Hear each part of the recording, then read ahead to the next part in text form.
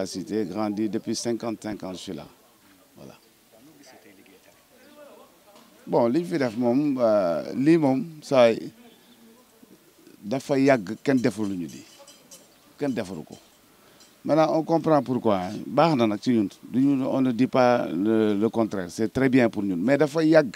bu ñu ko waree defar. Maintenant que les échéances politiques là s'approchent, on s'attelle à nous faire des routes et des trucs là alors que tali bi baax na de mais assainissement amu fi tey bu tawee day tawaat assainissement amu fi dañuy defar tali rek mais bàyyi assainissement te tali ak assainissement ñoo ànd il faut faire les canalisations ñu dem ñoo ànd bu ndox bi ñëwee ñu débouché ko mu dem yoonam mais yooyu kenn def ko fi. Cité Port moom sentir ñu mairie HLM c'est depuis des années musul am. Moi je crie haut fort pour le dire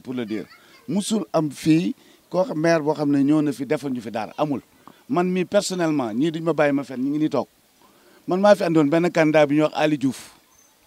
politiquel ko biir Cité Port ba ñu fal ko man na ma voyager bàyyi ko ba tale ko ay nit bi ma demee dellu si ñëw naa fekk dara rien tey ils sont en train boo demee HLM y a plus de 17 candidats xaw ma 20 candidats yuy xëccoo maire bi pour Cité Port on sait kon xam nañ suñu valeur de xam nañu notre pesant sur la commune tey lu mu munti dem Cité Port 1/3 commune bi la Cité Port Cité ak Douane 1/3 commune bi la tey bu ñu bëggoon balancer les votes là maire bi falu day daanu ak Cité yëpp Cité Port Cité ak Cité Douane on ne sent rien là-dedans sentir ñu suñu bopp ci biir mais man la Cité Port dañu xamul na valeur Cité Port ñoom ñoo foog ne yëpp HLM lay am parce que yow mii sax tey sa micro bi HLM nga ci bind mais pour waaw mais voilà donc on devait parler de la commune plutôt que de parler d'HLM tout simplement fii commune la benn commune la répartition commune yi ñun xam nañ ñu mu dem ni ñu ko répartir on sait ce que c'est ñun xam nañu lépp mais luy leer ba leer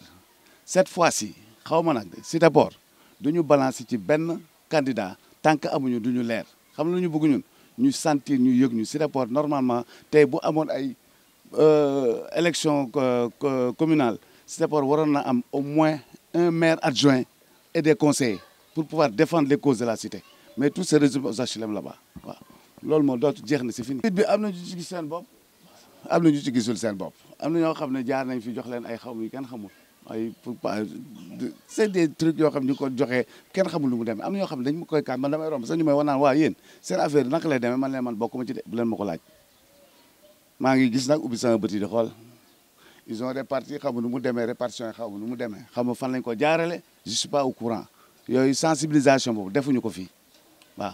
gis naa daal ay femmes yu gàddu ay kër di dugg ci kër yi di jël ay numéro point loolu gis naa ko mais ay ni ñu koy joxee yooyu xamu nu mu demee sincèrement da xam nga musuma wax devant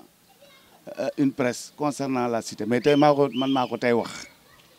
parce que man politiquement fii xam naa politique nu mu demee je sais boo laajee le maire Seydi premier maire adjoint xam na ma on a fait la politique ensemble depuis temps wu Khalifa Sall man ak moom j'étais le secrétaire général de la commission nu ko waxee de la coordination des jeunes Khalifa Sall xam na ma Seydi xam na ma peut-être ñi bees ñi ñëw ñoo ma xamul musuma wax tey laay door wax nag quoi mais je vais pas aller très loin maa ngi leen di xaar nag di leen déglu waaw ok bon je me présente Wagy Gaye laa tudd Cité Port laa dëkk villa numéro 24. waaw liggéeyu tali su fekkee ni que dañ ci wax sur une échelle de 100% am nañ satisfaction 50% parce que tali bi déjà c'était quelque chose boo xam ne normalu loon tali bi baaxul ñu ñëw tegaat goudron ci kaw ce qui veut dire que donc liggéey bi demeewul ni mu waroon demee parce que xam nga tali bu ñu fekkee dañ koy defar canalisation bi dafa war a normal canalisation bu normalé mooy tax tali bi soo ko defaree déjà dina durer dans le temps dina durer ci qualité te dina permettre usagers yeeg habitants yi ñu bañ am benn problème mais amuñu canalisation fi mu toll nii bu tawee buntu kër bu nekk na ngay génn ku ci nekk jël bale bi tas ndox bi mu dem donc c'est quelque chose boo xam ne c'est difficile d'accord problème tali la ñu am mais tali ak canalisation ñoo am defar canalisation moo njëkk après def tali donc am nañ problème tali ñu defal ñu tali mais fi mu toll nii problème canalisation la ñuy am. waaw bon damay rappeler benn anecdote un jour j'ai parlé à un ami qui m'a demandé Cité Port fan la bokk mais j'ai tiqué Cité Port fan la bokk xamuñu Colobane Fass Gueule Tapée lañ bokk xamuñu HLM lañ bokk xamuñu Biscuiterie lañ bokk élection mairie yi passé, il y a un candidat, c'était le professeur Aaron Coumando Fet. Il est venu battre campagne ici. Parce qu'il y a des gens de la cité qui ont que c'est une carte d'identité biscuiterie il fallait voter. Tu te rends compte. C'est quelque chose qui décrié pour nous changer le centre, mais non, c'est quelque chose de difficile. Maire bi, sumo djumul bim fi togué ba légui, il est venu ici plus 5 fois. Bi ñu ñëk défar tali bi la fi ñëw, il a pas fait 1 heure de temps. À part ça, il y avait un meeting mu ñëw nonu. Loolu lañ ko fi gis à des rares occasions. Té loolu taxul nga jité commune. Élection locale, xam nañ ni bu jaaree yoon, on doit aller vers des élections. Mandat bi jeex na. Indil nañ ñu tali, mais ñun duñ ñu jënd ci ay tali. Dañuy jënd ci programme, jënduñu ci plan, jënduñu ci loo xam ni que dafay permettre Cité Port jëm kanam ak commune HLM. Parce que génnewuñ suñu bopp ci commune bi, mais ku ñu génnee ci commune bi tamit ñun boo duggee seet duñ la faale. On a un chef de quartier qui est dynamique. Dinañ waxtaan ak moom nag. Fii nit du fi dugg di battre campagne te après di ñu dugal ci yu ñu xamul. Parce que gars yi dañu yàgg ñëw battre campagne ñu ànd ak ñoom. Jàppale leen mais dara. Cité Port ñàkkul cadre, ñàkkul étudiant, ñàkkul diplômé, ñàkkul ouvrier. C'est une cité bien gardée. Sur tous les plans, sur les ressources humaines. Mais on peine à trouver quelque chose dans cette commune. Parking HLM, amna la amul. Ñakul ñu mën fa jël ñaari boy ñu ne ci parking bi dafa liggéey wala benn nit. Stage war nañ ko mëna jël nit mu nekk ci commune bi. Yoy yëpp ay détails la. Mais do xam sax ban buntu ngay jaar pour réclamer wala pour xam wala pour am information. La politique c'est l'affaire de la cité. Commune bi, HLM 1, HLM 2. Cité Port ngay dégg c'est une affaire de la cité il faut qu'on s'en revienne à la cité xool nit ñu doxalee lépp ñëpp mën ci gis seen bopp parce que fii moom du ñu nangu nit di dugg di fi battre campagne pour après du ñu dugal ci lu kenn xamul mais nag c'est une politique politicienne boo xam ni que fi mu jóge la c'est au plus haut niveau ba pare di wàcc mais bon nous on va plus accepter merci beaucoup merci beaucoup. Allo salaamaaleykum waa HLM waa Cité Port Cité Citec ak waa Dakar Sénégal. Donc man Abdou Aziz Sow donc jiite benn collectif bu nekk biir Cité Port Cité Citec moo xam ne dafa jóg pour dox ak défendre lépp luy intérêt waa Cité Port ak Citec. waaw liggéeyu tali bi c'est une bonne chose boo xam ne ñu ngi leen di remercier si li ngeen ñu jox occasion ñu remercier la première magistrate de la ville de Dakar muy madame Soham El Wardini donc. À travers moom ñu remercier waale sunu maire muy maire HLM parce que même bu Soham El Wardini defaree tali bi peut-être c'est avec le concours de la mairie des HLM loo xam ne la ñoom xëy na jàppale nañ leen defar tali parce que c'est une prérogative la ñu ngi leen si remercier waale si occasion bi donc loo xam ne dañ ko yàgg a jooytu la Cité Port bi mu fi nekk pratiquement HLM chantier la woon donc Cité Port dem ba nga xam ne HLM boo defee comparaison da nga naan est-ce que du ñun ñooy doxandéem yi te Cité Port fii bi muy structuré wu yu bari amu fa woon si biir HLM donc yàlla dogal ba lii am fi donc dañuy remercier mais dañuy koy déplorer tamit d'une part parce que waratuñu woon toll foo xam ne dañ naan Cité Port dañu soxla tali bien que defaral nañu ñetti tali Cité Port li gën a am importance muy biir Cité Citec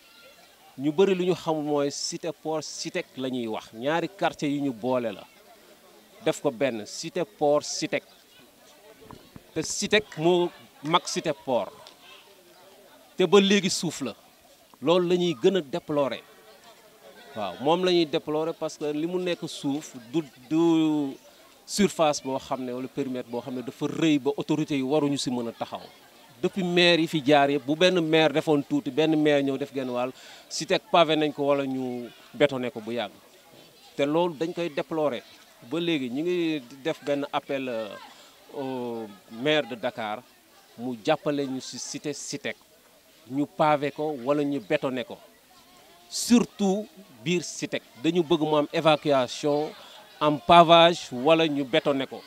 parce que du quartier boo xam ne dafa rëy du espace boo xam ne dafa leen mën a të donc c'est l'occasion ñu tendre leen la main ñu ñëw jàppale ñu ci biir Cité Citec parce que ñaar ñu bokk ndey ak baay boo defee kumba ndey kumba amul ndey rek du baax Cité Port ak Citec benn la benn entité la donc warul mën a am séparation ñu defar côté bi bàyyi côté bi loolu dañ koy déplorer di tendre la main au maire de Dakar waaw loolu moom vraiment sunu soxla la. non je le dis haut et fort gisuñu sunu bopp ci mairie HLM donc c'est distinct defe naa leer na donc Cité Port waroon nañu mën a am ay ñu taxawal ci biir mairie bi di défendre intérêt Cité Port lu fi am lu fi war a am lu ñuy déplorer lépp am ñoo xam ne dañuy dox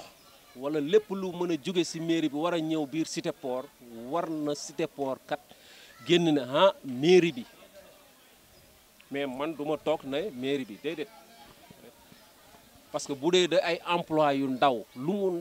ndaw war nañ ci am sunu ay sœurs wala sunu ay frères yu liggéey ci emploi yu minime yi ñuy joxe ci mairie bi gisuñu ci sunu bopp man je parle en connaissance de cause. J'ai été pendant 2 ans assistant du chef de quartier mais gisuñu ci sunu bopp maire bi mu ñëwee dafa teggi poste yooyu ci 14 quartiers chef de quartier bu nekk amoon na 2 assistants ça vous fait combien d'emplois mu ñëw daf ko dindi dama koy wax fii ñëpp dégg ko loolu au nom de quoi boo ñëwee da nga war a yokk waroo wàññi te jeunes yi ñi ngi fii toog ñoo ëpp njëriñ tey jii mag ñi bu ñu nee jeunes yi ñoo yor doole bi boo leen woowee tey jii lu mënti am jeunes yi ñooy ñëw mais jeunes yi waruñu mën a tey jii basé wu ci mag ñi yor seeni retraite tax ci ay détails yu ndaw di leen jàppale pour ñu bañ a def naka sudul noonu ñun nag tey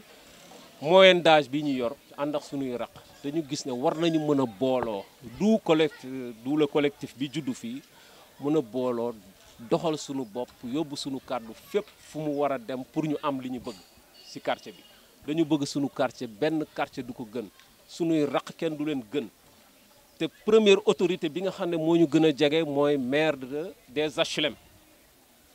te gisuñu si suñu bopp donc ñi ngi jël occasion bi pour wax ne waa Cité Port Citec